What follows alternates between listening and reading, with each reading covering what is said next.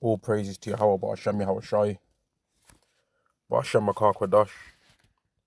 Double honors to the apostles and the elders of Great Millstone, and Shalom to the elect to the nation of Israel.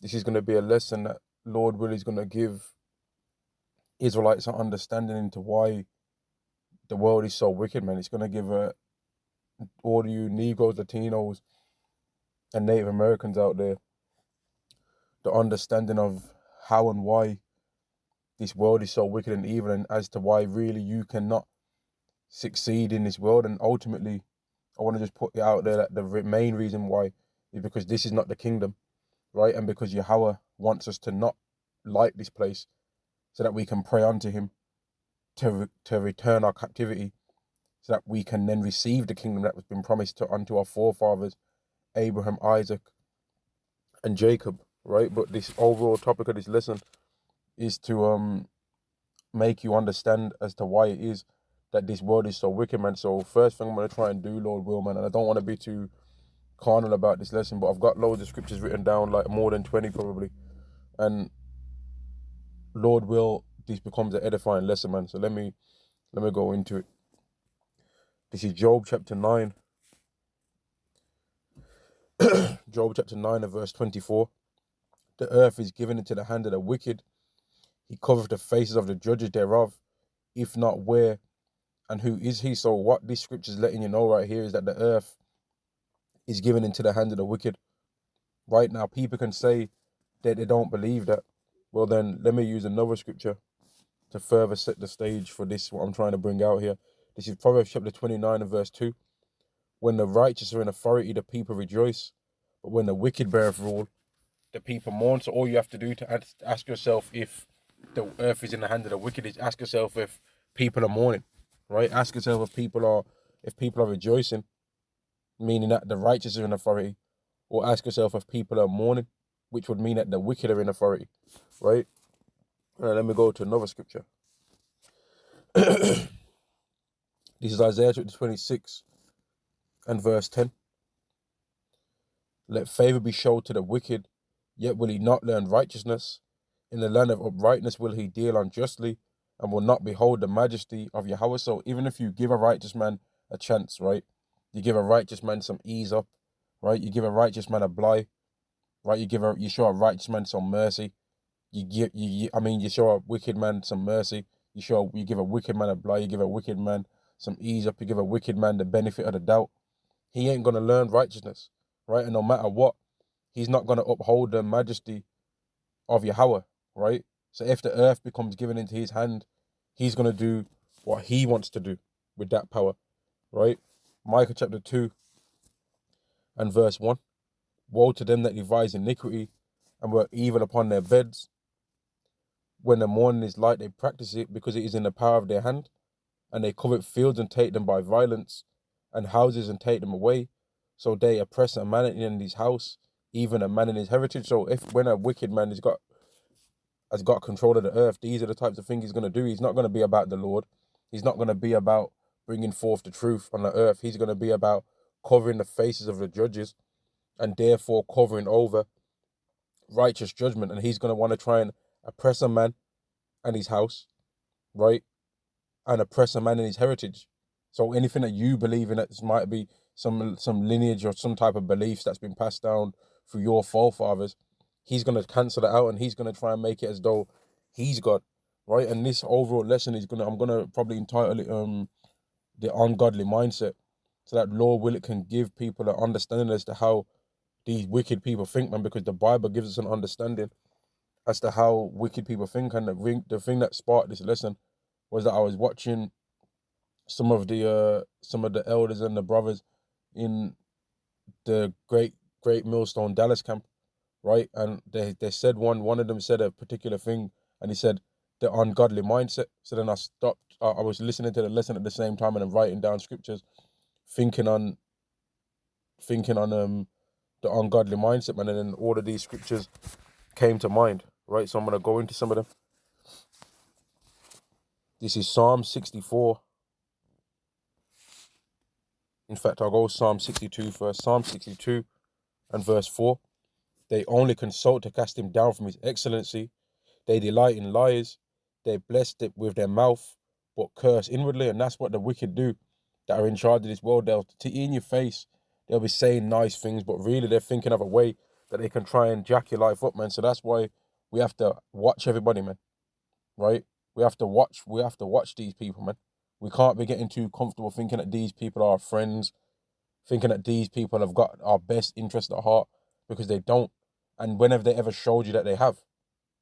Right? When have these Edomites ever showed you, Jakes, right, ever showed you, Israelites, that they have your best interest at heart? When have they not tried to stump you into the ground and use you as a bridge to walk over to get to their success? When have they not did that? This is Psalm 64 and verse 2. Hide me from the secret counsel of the wicked, from the insurrection of the workers of iniquity, who whet their tongue like a sword and bend their bows to shoot their arrows, even bitter words, that they may shoot in secret at the perfect. Suddenly they shoot at him and fear not. They encourage themselves in an evil matter. They commune of laying snares privily. They say, who shall see them? They search out iniquities, and they accomplish a diligent search, both the inward thought of them, both the inward thought of every one of them, and the heart is deep. So it's letting you know in the scriptures, man, that these people are searching out iniquities. Now let me go to another place that goes into the secret counsels of these wicked people, man, to let you get a bit more in depth on these. This is Psalm chapter 83 and verse 2. For lo, thine enemies make a tumult, and they that hate thee have lifted up their head. They have taken crafty counsel against thy hidden ones. So like here, let me read that again. They have taken crafty counsel against thy people, and consulted against thy hidden ones. They have said, come and let us cut them off from being a nation, that the name of Israel may be no more in remembrance. And that's one of the things that they do. And if you look in the world, right, you will notice that there's only one group of people calling themselves by Israel, or calling themselves by Israelite. Everybody else is talking some other stuff. They're talking that one that begins with a J, that one where they're wishing, you know? They're talking that one that begins with a J, where they're making some kind of wish, you know? They ain't talking about calling themselves Israel, because their hope is to try and make the name of Israel being no more in remembrance. Verse 4, they have said, come and let us cut them off from being a nation, that the name of Israel may be no more in remembrance. For they have consulted together with one consent. They are confederate against thee, the tabernacles of Edom, which is the so-called Caucasians, and the Ishmaelites, which is them so-called people that we call themselves Arabs, of Moab, which is the Chinese, and the Hagarenes, which again is the not the Israelites, which again is the Ishmaelites, of Gabal, that's Edom, and Ammon, that's the Japanese, and Amalek, that's another tribe of Esau. The Philistines, that's the that's the Hamites, with the inhabitants of Tyre, which again is the Hamites, man. Asher also is joined with them, which is the Assyrians, which is another Shemitic nation, if I'm not mistaken. They have hope in the children of Lot, Selah. So here it is, right? They're doing all of this against us, and people don't understand these things because they don't understand it. They don't read the scriptures, man. But when you read the scriptures, you understand that these people are against us, man. And let me go into some more scriptures that I've got here. Let me go into the book of Judith, because we're gonna get into the wicked mindset, man. We're gonna get into the ungodly mindset and how these people think, and why the world is so horrible for us to live in, man. This is Judith chapter 5 and verse 17. Let's go to this. Judith chapter 5 and verse 17, and I'm going to read to verse 21. And whilst they sin not before their power, they professed because let me read it again. And whilst they sin not before their power, they prospered, because the power that hateth iniquity was with them. But when they departed from that which, so lucky, 1 second. Judith chapter 5 and verse 17. And whilst they sinned not before their power, they prospered, because the power that hateth iniquity was with them. But when they departed from the way which he appointed them, they were destroyed in many battles very sore. and were led captives into a land that was not theirs, and the temple of their power was cast to the ground, and their cities were taken by the enemy. So these ungodly nations, right, have their ungodly with their ungodly mindset.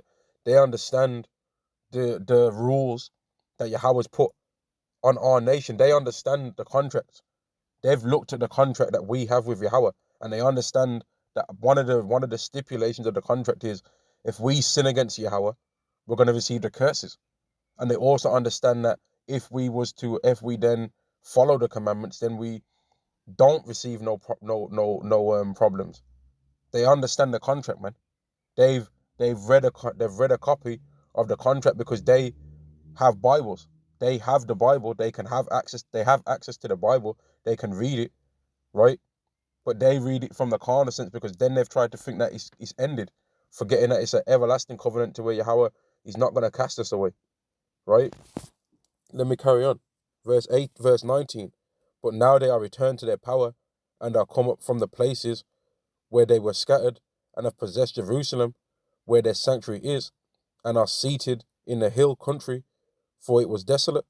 Now therefore, my Lord and Governor, if there be any error against this people, and they sin against their power, let us consider that this shall be their ruin, and let us go up, and we will overcome them.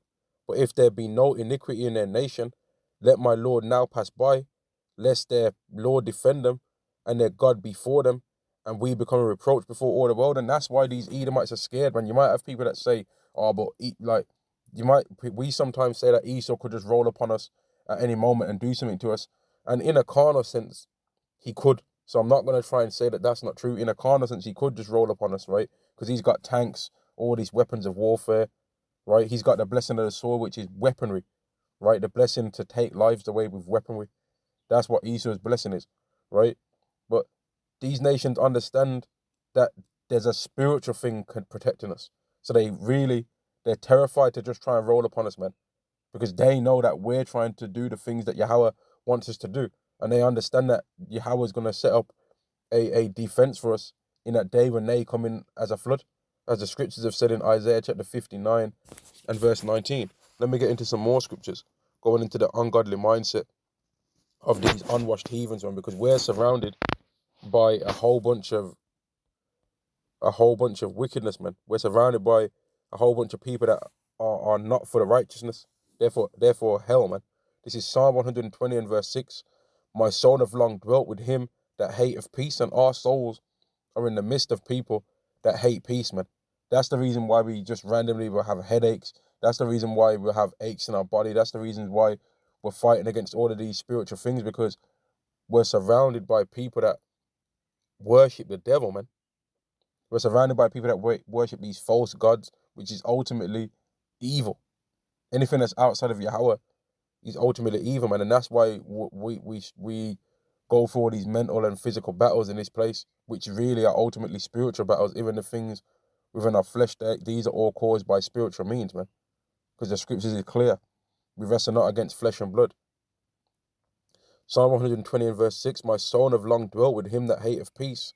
I am for peace, but when I speak, they are for war. So when we start talking about righteousness, they ain't trying to hear that. And they're ready to get carnal when they hear these things, because it actually hurts their spirit to see these things, man. I remember one time I was on a train, and I was reading my Bible. I had my Bible open or whatever, and it's all highlighted and stuff like that. And some wicked Jake, man, sat down by me. And he was like, he couldn't get comfortable in his seat, man, because every time he looked over, he saw, I could see him at the corner of my eye, man. And he was like, he couldn't get comfortable in his seat. He was mumbling on his breath because he couldn't handle that I was reading the scriptures. And this is an Israelite. That's so, well, I don't even like calling wicked Israelites by that name, man. Really, let me use the biblical terms. Sons of Belial, you know? Sons of foolishness. Sons and daughters or children of Belial. Or the modern day version that Israelites came up with for these people, calling them a two-third, you know? This is Psalm 120 verse 6 again. My soul have long dwelt with him that hateth peace. I am for peace, but when I speak, they are for war. And even our own people are like that. So how much more Edomites, or how much more Ishmaelites or Moabites or any of these other heathen nations that have not been promised the covenant, right? And like I said, this lesson is about the ungodly mindset and how these people think. So let me just quickly throw a verse up there about the ungodly mindset of our women. Let me just quickly go to this. This is Micah chapter 7 and verse 10. Micah chapter 7 and verse 10. Then she that is mine enemy shall see it, and shame shall cover her, which said unto me, where is Yahweh thy power? Mine eyes shall behold her. Now she shall be trodden down as the mire of the streets. So the women of our nation, right? A lot of them. I ain't going to say all, because you can never say all, because there's always going to be even a remnant of righteous women, right? But there's several large portions, the majority of the women from our nation, right, don't believe that Yahweh Shai is going to return. They don't believe that Yahweh exists. They don't believe in none of that. They believe in this world stuff. They believe in what this world's talking about, man. They don't believe in anything righteous around here. They believe in some wickedness, man, right? And so that goes into the ungodly mindset of women in general, but in particular our women. Let me go to another place, because I already read in Judith 5 and 17 that that these nations are aware of our laws and they're aware of our ways, and that's why they seek to try and stop us from keeping our ways. This is Esther chapter 3 and verse 9. And Haman, who was an Edomite, right, which people brothers be calling them vocab Haman Malone, you know. Verse 8. And Haman said unto King Ahasuerus, there is a certain people scattered abroad and dispersed among the people in all the provinces of thy kingdom, and their laws are diverse from all people, neither keep they the king's laws. Therefore it is not for the king's profit to suffer them. And that's a secret council, because there ain't no Jakes there when these conversations are taking place. So when you see all these UN meetings and all of these things, all these behind the scenes meetings, that they let it be known that these things take place, but we don't get a behind the scenes of what they're really talking about. All of this GTR, right? The great, you know what? The great RESET, right? All of these types of things, that's based around us, man. That's really to try and stop us from getting our covenant and allowing Esau to try and make his own false covenant that on the left-hand side that tries to copy some of the things that are promised to the Israelites in righteousness, such as everlasting life, the power of the earth, you know. They're trying to make their own wicked version of their curses. Of the blessings. That's what their plan is. Verse 9. In fact, let me read verse 8 again. And Haman said unto King Ahasuerus, there is a certain people scattered abroad and dispersed among the people in all the provinces of thy kingdom, and their laws are diverse from all people, neither keep they the king's laws. Therefore it is not for the king's profit to suffer them. So they're basically saying, get them out of here. If it please the king, let it be written that they may be destroyed, and I will pay 10,000 talents of silver to the hands of those that have the charge of the business to bring it to the king's treasury. So they set up like secret things behind the scenes to try and destroy us, man. Right? They set up laws and ways so that the truth can't be preached. So now, if you say certain words on YouTube, right? If you say certain words on YouTube, that's going to be cancelled out, man. That video is going to be cancelled off. It's going to be blocked, right? So we can't say certain words, but I can still listen to some rap music that's talking about me, that's trying to tell me to kill my own people of my nation, right? I can't listen to no scriptures. I can't listen to the scriptures where people are bringing out righteousness, but I can surely listen to some rap music where they're talking about laying down with another man's woman or killing everyone. I can listen to that though. That ain't got an age requirement on it, has it? Let me carry on. Yeah, I've got written here 2 Peter's as well. 2 Peter's 3 and verse 3. Let's see what, I think I already know what it's going to say anyway. In the last days, scoffers. This is 2 Peter chapter 3 and verse 3.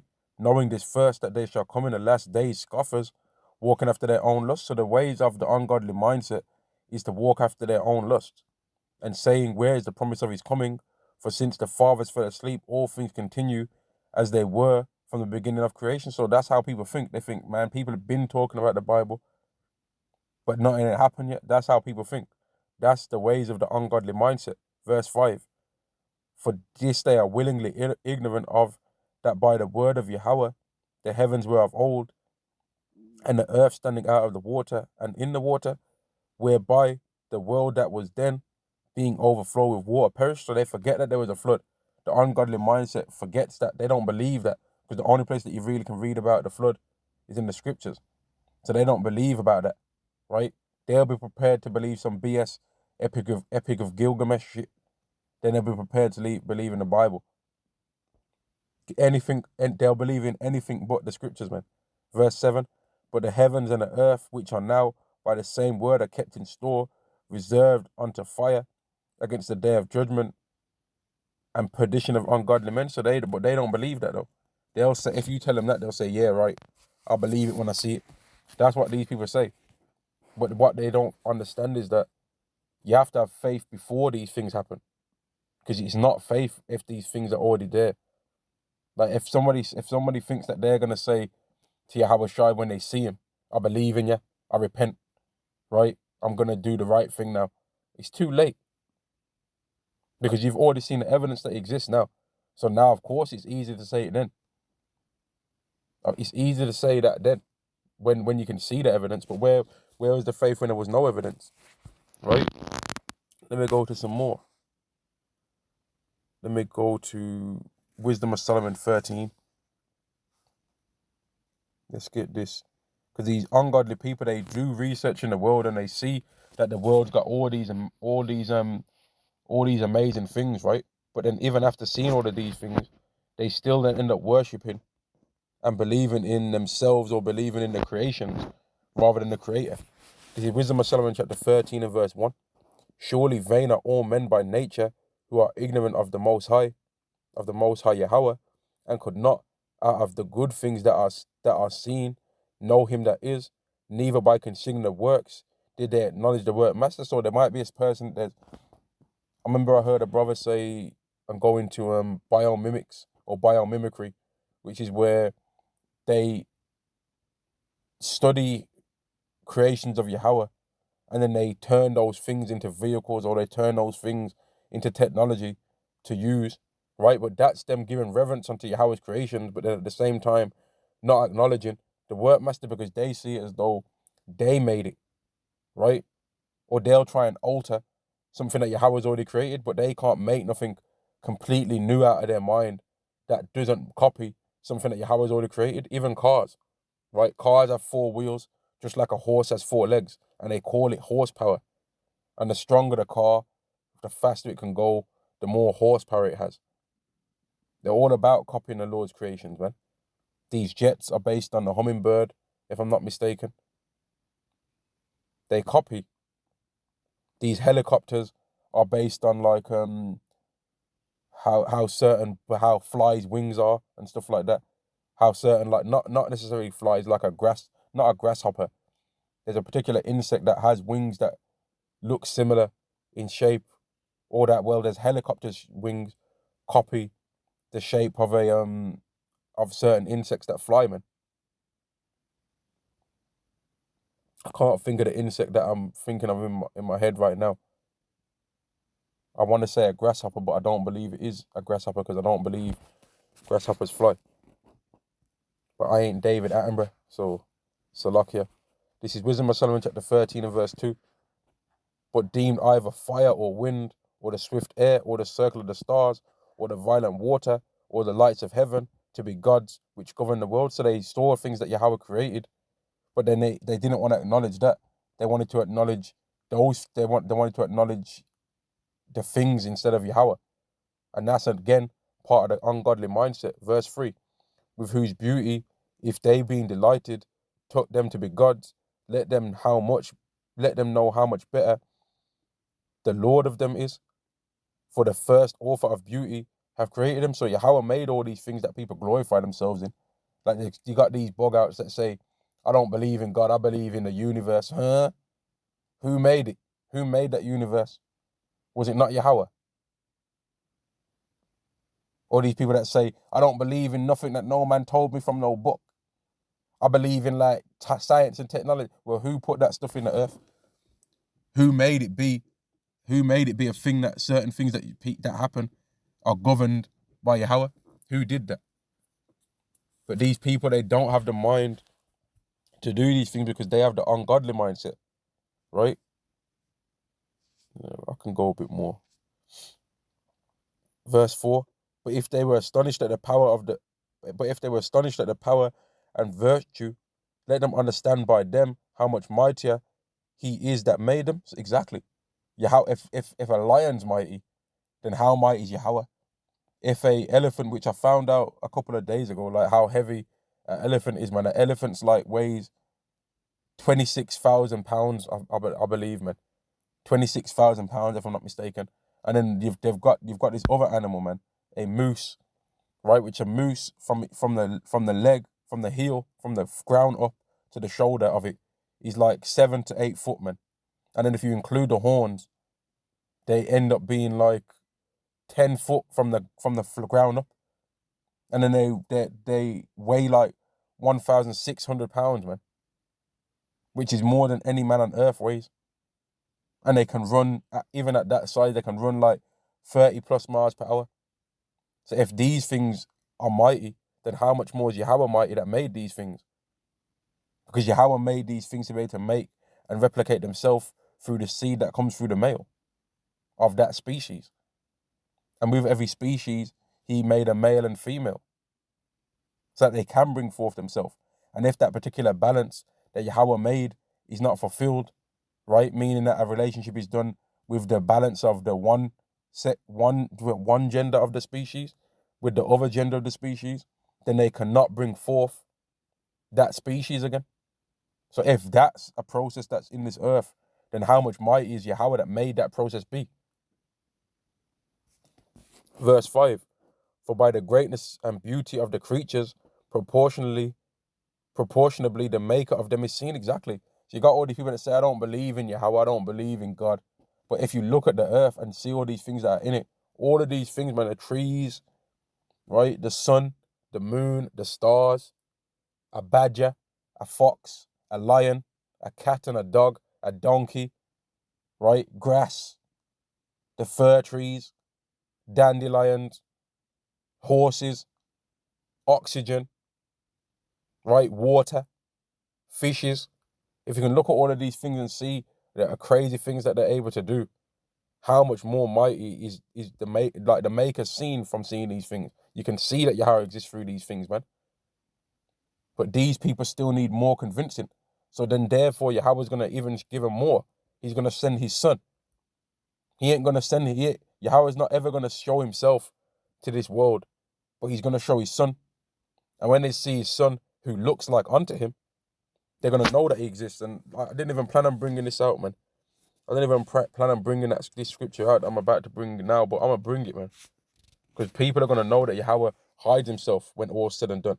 This is Isaiah chapter 45 and verse 15. Verily thou art a power that hideth thyself, O power of Israel, the Savior. They shall be ashamed and also confounded, all of them. They shall go to confusion together that are makers of idols. So all these people that believe in Yahweh's creations rather than believing in Yahweh, they're going to go into confusion. Verse 17, but Israel shall be saved in Yahweh with an everlasting salvation.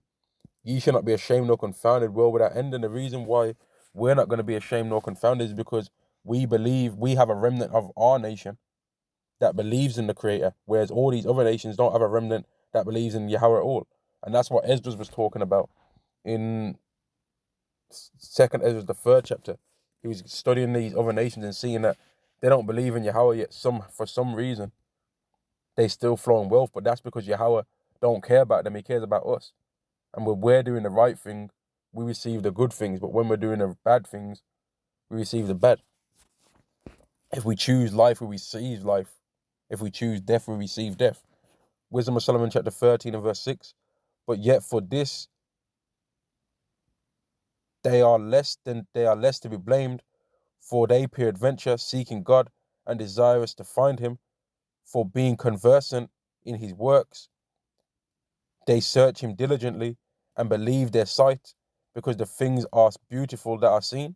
Howbeit, neither are they pardoned. So you've got the ungodly people that don't believe in God at all, right? They say that God don't exist, but then you've got the other people, which this is what these are the people that are talking about. Is another type of ungodly mindset where the people try and turn God's creations into God, right? So you've got the people that don't believe in God at all, but then you've got those people that try and turn Yahweh's creations into God, right? But it says here in verse 8, neither are they to be pardoned.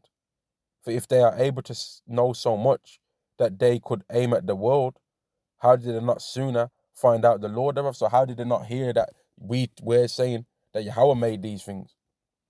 They would have heard it, but they would have rejected it and said, you know what, I don't really believe in that. I don't really believe in that Israelite thing. I'm going to believe in some elephant God instead.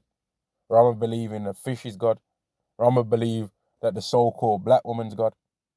I'm going to believe that. I'd rather believe that than I believe in that Hebrew stuff. Right? That's how some people think. And then they'll look you up and down and say, yeah, but you ain't swagged out, so I ain't going to believe that you could be God. I ain't going to believe that you could be talking about what God is saying. I don't believe that somebody that looks like you could be talking about that. Because who are you? That's the way they see it, man.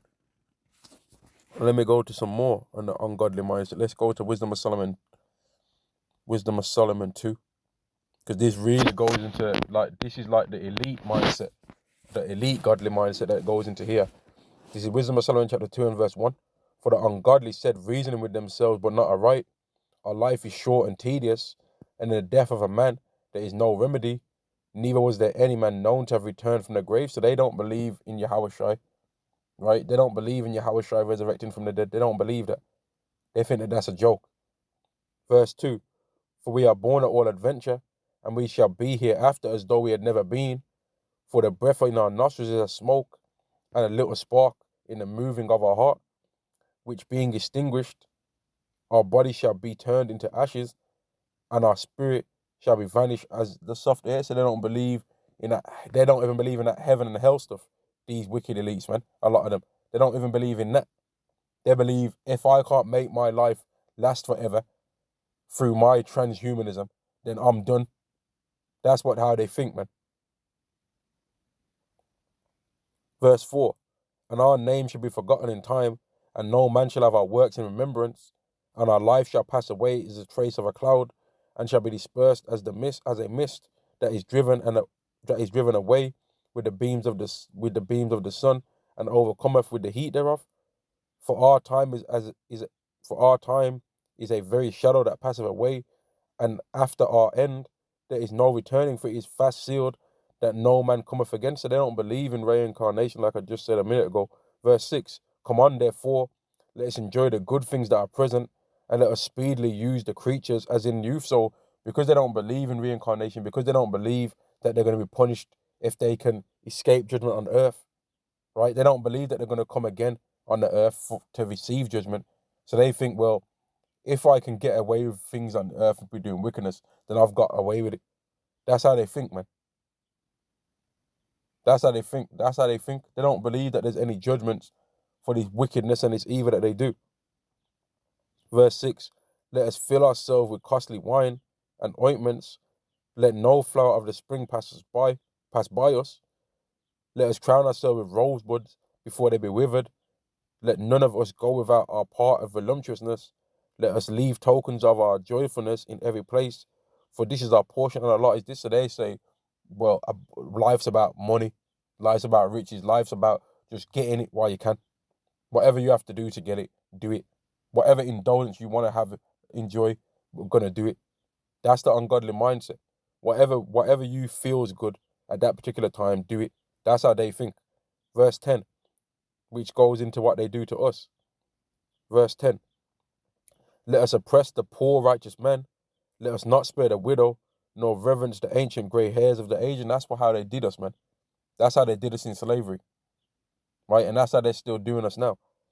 Verse 11. Let our strength be the law of justice, for that which is feeble is found to be nothing worth. And that goes into the scripture by where it says, whose possessors slay them and hold themselves not guilty. And the reason why they're able to hold themselves not guilty is because they're saying, let our strength be the law of justice. Not they don't say let Yahweh's laws, with the strength of justice. Because if they was to be judging themselves by Yahweh's laws, they'd have to throw themselves off a cliff like those pigs did that had the legions on them, man. They'd have to just know, man, we're done. Verse 12. Let us lie in wait for the righteous, because he is not for our turn, and he is clean contrary to our doings. He upbraideth us with our offending the law, and objective to our infamy, the transgressions of our education. He professeth to have the knowledge of God, and he calleth himself the child of the Lord. So they have an offense to anyone speaking about the Lord, especially the Israelites, because that's the main thing that they cannot, that's the main thing that they know is true. Their spirit knows it's true, man. They don't mind nobody talking no other things. They don't even mind somebody talking that Christianity stuff, man, because that's like a worldly doctrine anyway. Loving everyone, no matter what they do. That's not a biblical way to be. How they talk about loving everybody. The Bible don't teach that. Verse 14. He was made to reprove our faults, so they know that we're like their opposition, man, on the earth. The ungodly mindset knows that the true way of the scriptures is against them. Verse 15. He is grievous unto us even to behold, for his life is not like other men's.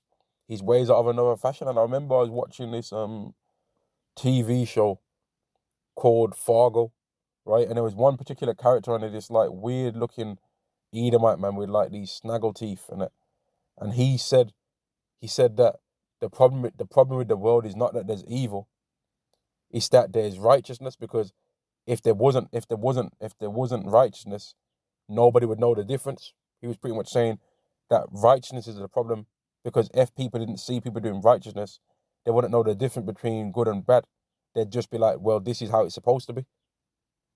And that's how the wicked think. Verse 15, that's why it's grievous for them to even see us, man, or even look at us. Verse 15, he is grievous unto us even to behold, for his life is not like other men's. His ways are of another fashion. We are esteemed of him as counterfeits. He abstaineth from our ways as from filthiness. He professeth the end of the just to be blessed, and make of his boast that Yahweh is his father. And they have a problem with that, because it's something that they cannot prove. No matter what, they cannot prove or disprove that Yahweh exists. But Yahweh is going to prove that he exists for himself, because he's going to send Yahweh shine to the world, and he's going to fulfill all the prophecies that are written in this Bible. And he's going to bring the Israelites up and take Esau down, and that's going to be the proof. But Esau is not worthy, neither is any other man on earth worthy for Yahweh to show himself. Yahweh is going to send his son, and that's going to be all the proof anybody's ever going to need to know that Yahweh exists. Plus, also, when people see how Yahweh has blessed the Negro, Latino, and Native American, who are the Israelites, and how he's changed us and made us to be immortal, they're going to have all the proof they ever would need that the Israelites exist. And they're going to see that we're going to be alive forever. We're going to have immortality. And we're going to be a continual sign on the earth and through the whole of Yahweh's creation that the Israelites exist. There's going to come a time, man, that we're 1,000,000 years old. And that might be young for our family. They'll be like, you think this is old? One of my uncles is 2 billion years old. We're going to be continually around forever, man. Let me carry on reading. This is Wisdom of Solomon chapter 2 and verse 15. He is grievous unto us even to behold, for his life is not like other men's. His ways are of another fashion. So they can't understand our ways, man. They don't understand why we don't want to sell our soul for a rap deal, even though we might have some hot 16 fire flames. They might not understand that. Or they don't understand why a brother might be strong as hell, right? He might be 6'5", strong as hell, but they don't understand why he ain't just joining up with the NFL, and why he's just trying to be about the Lord. They don't understand that. They don't understand why a brother might be smooth with the sciences, or might have the knowledge to be a doctor, but why he's like about the Lord instead, and said forget that, or doesn't take part in certain wicked things that he could do in deals in order to make it, because his ways are of another fashion. They don't understand it. Verse 17. In fact, verse 16. We esteemed of him as counterfeits. He abstained from our ways as from filthiness. So they get offended that we don't want to follow after their ways, man. He professeth, and we don't want, and they get offended that we don't want to shake their slimy hands neither, man. That Esau shake my hand spirit. Shake my hand, mate. Shake my hand. Oh, you're not a man if you don't, mate. We're a man if we shake your hand, or if we don't shake your hand. What are you talking about, you devils? But that's Esau's shake my hand spirit, you know? Verse 16, we are esteemed of him as counterfeit. And that's all over the world, that shake my hand talk, man, that Esau does. And Salakia for getting off topic, man, but that Esau shake my hand stuff, that's annoying, man. Anytime, I'll say this right now, man. Anytime I've ever shaked the Edomite's hand, the next day, I've either been fired unfairly from a job, or like they've deceived me in some way, man. Every single time I've ever shaken the Edomite's hand. So I'll tell you right now, man, it's not really good to be shaking these devils' hands, man. They're going to treat you more fair if you don't shake the hand. When you shake the hand, it's like, I got him. He thinks I'm righteous. I'm gonna watch what I'm gonna do to him. But that's just me talking as a man, man. It's not no biblical law or nothing like that, man. But that's just me speaking from a personal testimony, man. That whenever you shake Esau's hand, he shows his true demonic side, man, and brings more deceit. Wisdom of Solomon. They even showed that, Salakia. They even showed that in that movie, man, Django Unchained, man. Right? Leonardo DiCaprio's character wouldn't allow the deal to take place until he shook his hand. And the other guy was like, man, he was like, I ain't trying to shake your hand.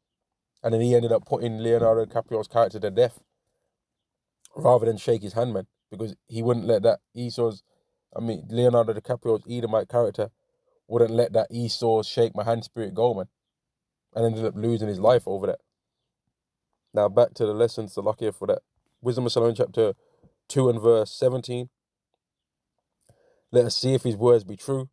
Let us prove what shall be in the end of him, because Esau has got an offense with Yahweh, and these ungodly people have got an offense with the Lord, so they'll say, well, since you're trying to come up against what I'm about, and I've got the power of the earth is in my hand, I'm gonna test and see if what you're saying is true, because you're saying what I say isn't true, right? So I'm gonna test and see then if what you're saying is true.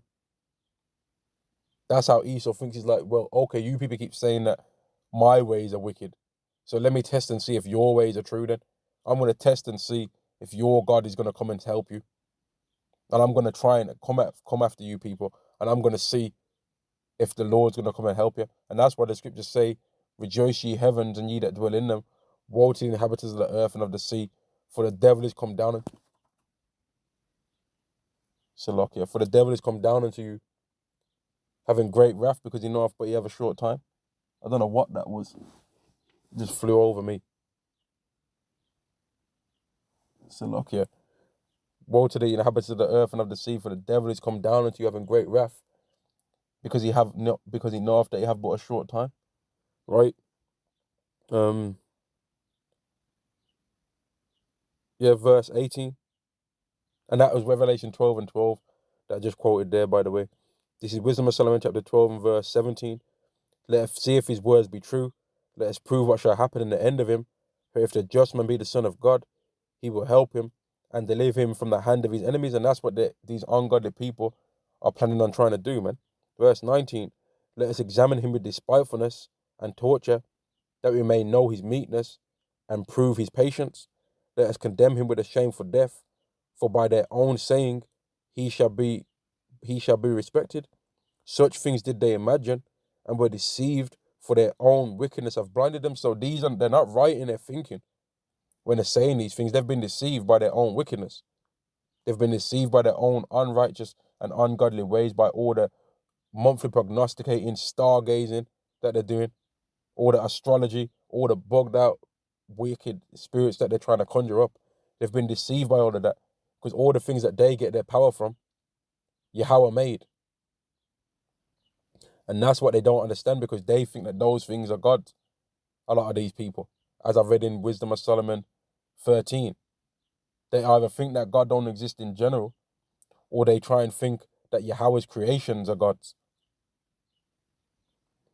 Wisdom of Solomon chapter 2 and verse 21, such things did they imagine, and were deceived, for their own wickedness have blinded them.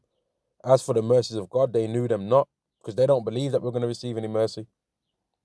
Neither hope they for the wages of righteousness. They don't hope for the new covenant.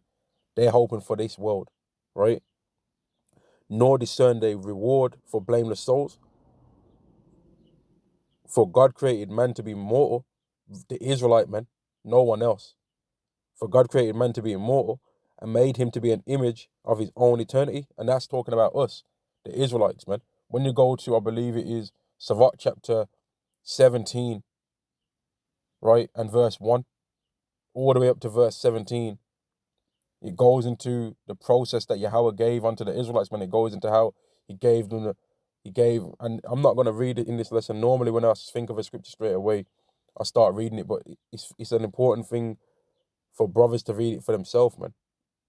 Right? Sirach chapter 17, verse 1 to verse 17, and it speaks of the process of the creation of the Israelites, how we received the covenant, how we was given the laws from Yahweh, right? How we was given all the different methods that a human has for speech and stuff like that, all of our senses. It goes into it. Verse 23. For God created man to be immortal and made him to be an image of his own eternity. Nevertheless, through envy of the devil, came death into the world, and they that do hold of his side, do find it, right? And they that do hold of his side do find it. And when you copy after Esau, you find death, right? But let me go on to the other side for the balance. Wisdom of Solomon chapter 3 and verse 1. But the souls of the righteous are in the hand of Yahweh, and there shall no torment touch them. Because there's certain people that are going to be beamed up, man. There's certain people that's the other side. Because you've got these ungodly people that we're surrounded by and all this wickedness. But at the same time, there's people that are counterbalancing that, man. There's people that are fighting against that through the word of the Lord. And they're against these things. They're against these alphabet doctrines. They're against this cashless society. They're against devices in your hand that can make you buy or sell. They're against feminism. They're against whoredom. They're against gang culture. They're against rap music and spitting bars to talk about murking your own people off, man. They're against all of that. And that's not to say that we don't listen to no rap music, man. But for the most part, we be listening to the beat, man, to the music or notes being played. And then when we hear the lyrics, we're like, oh gosh, that's off.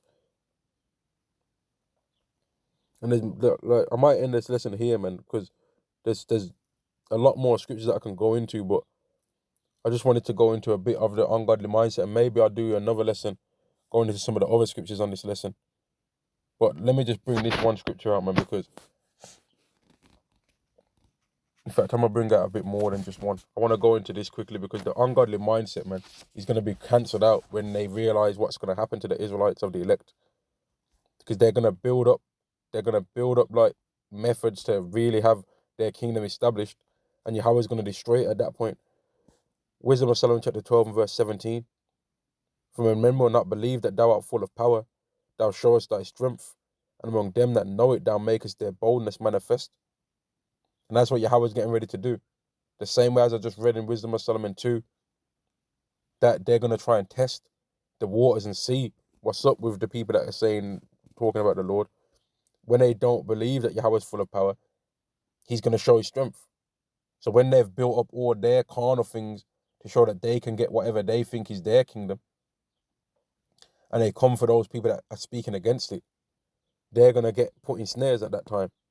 And they're going to lose everything, man. Like it says I'll just quote these scriptures that I've wrote down on this list as well. If you want to read about how it speaks about the wicked being destroyed, it goes into it more as well in Job chapter 20, verse 4 to verse 29, and Job chapter 21, verse 7 to verse 15, right? And plus many other places as well that I've already went into in this lesson. Wisdom of Solomon chapter 5 and verse 1. Then shall the righteous man stand in great boldness. When is it that the righteous man is going to stand in great boldness? When Yahweh shows himself, and among them that know it. and he's gonna make their boldness manifest. Then shall the righteous man stand in great boldness before the face of such as have afflicted him and made no account of his labors. Right? And let me just quickly jump down to verse 13. Even so, we in like manner, as soon as we were born, began to draw to our end and had no sign of virtue to show, but were consumed in our own wickedness. And that's what I was reading earlier here, right? They was consumed, they was blinded by their own wickedness. Wisdom of Solomon chapter 2 and verse 21. Such things did they imagine and were deceived for their own right, for their own wickedness have blinded them. Right? These ungodly mindset and these wicked people, their minds have been blinded by the wickedness and the evil in their heart, man. Right? But the elect, our minds we've been able to see and receive sight. We've been able to receive foreknowledge, which I ain't saying that I'm of the elect, but of the hopeful elect. Let me say it like how our teachers tell us to say it, man. Of the hopeful elect. We've been given foreknowledge on what Yahweh is going to do on this earth, and we're hoping for it to come to pass. And I'm gonna end this lesson there. Shalom to the elect to the nation of Israel. All praises to Yahweh Ba'Shem Yahweh Shai, Ba'Shem Makar Kodash, and Shalom to the elect to the nation of Israel. Shalom.